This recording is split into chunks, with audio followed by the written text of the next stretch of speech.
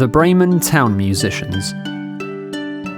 There was once a donkey whose master had made him carry sacks to the mill for many a long year, but whose strength began at last to fail, so that each day as it came found him less capable of work. Then his master began to think of turning him out, but the donkey, guessing that something was in the wind that boded him no good, ran away, taking the road to Bremen. For there he thought he might get an engagement as town musician.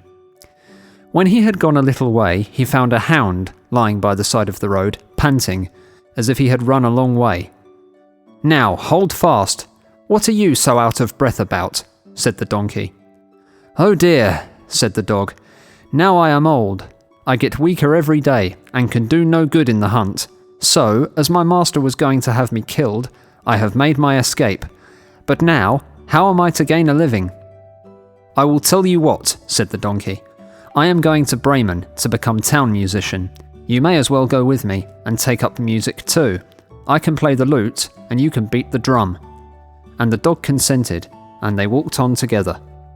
It was not long before they came to a cat sitting in the road, looking as dismal as 3 wet days. "Now then, what is the matter with you, old shaver?" said the donkey. "I should like to know who would be cheerful when his neck is in danger," answered the cat. "Now that I am old, my teeth are getting blunt, and I would rather sit by the oven and purr than run about after mice, and my mistress wanted to drown me, so I took myself off. But good advice is scarce, and I do not know what is to become of me." "Go with us to Bremen," said the donkey, "and become town musician. You understand serenading?"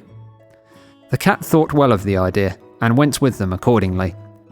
After that, the 3 travellers passed by a yard, and a cock was perched on the gate, crowing with all its might. "Your cries are enough to pierce bone and marrow," said the donkey. "What is the matter?" "I have foretold good weather for Lady Day, so that all the shirts may be washed and dried. And now on Sunday morning, company is coming, and the mistress has told the cook that I must be made into soup. And this evening my neck is to be wrung, so that I am crowing with all my might while I can." "You had much better go with us, Chanticleer," said the donkey. "We are going to Bremen. At any rate, that will be better than dying. You have a powerful voice, and when we are all performing together, it will have a very good effect." So the cock consented, and they went on all 4 together. But Bremen was too far off to be reached in one day, and towards evening they came to a wood, where they determined to pass the night.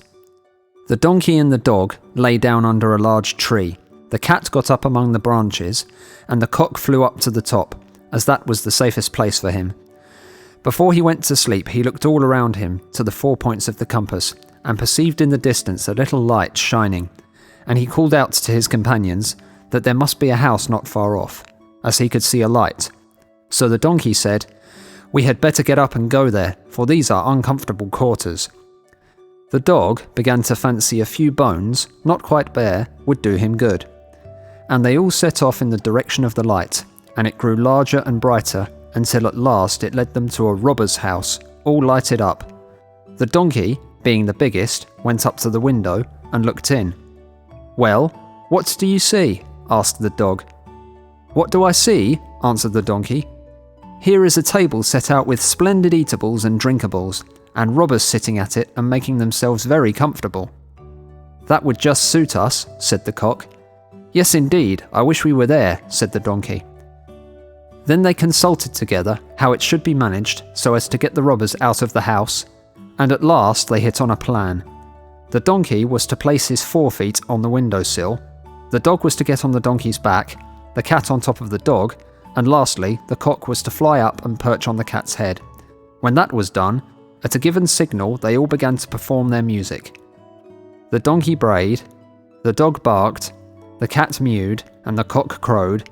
Then they burst through into the room, breaking all the panes of glass. The robbers fled at the dreadful sound. They thought it was some goblin, and fled to the wood in the utmost terror. Then the 4 companions sat down to table, made free with the remains of the meal, and feasted as if they had been hungry for a month. And when they had finished, they put out the lights, and each sought out a sleeping place to suit his nature and habits. The donkey laid himself down outside on the dunghill, the dog behind the door, the cat on the hearth by the warm ashes, and the cock settled himself in the cock loft, and as they were all tired with their long journey, they soon fell fast asleep. When midnight drew near, and the robbers from afar saw that no light was burning, and that everything appeared quiet, their captain said to them that he thought they had run away without reason, telling one of them to go and reconnoitre. So one of them went, and found everything quite quiet. He went into the kitchen to strike a light, and taking the glowing fiery eyes of the cat for burning coals, he held a match to them in order to kindle it. But the cat, not seeing the joke, flew into his face, spitting and scratching. Then he cried out in terror and ran to get out at the back door, but the dog, who was lying there, ran at him and bit his leg. And as he was rushing through the yard by the dunghill, the donkey struck out and gave him a great kick with his hind foot. And the cock, who had been wakened with the noise and felt quite brisk, cried out, "Cock-a-doodle-doo!" Then the robber got back as well as he could to his captain and said, "Oh dear, in that house there is a gruesome witch, and I felt her breath and her long nails in my face. And by the door there stands a man who stabbed me in the leg with a knife. And in the yard there lies a black spectre who beat me with his wooden club. And above, upon the roof, there sits the justice, who cried, 'Bring that rogue here!'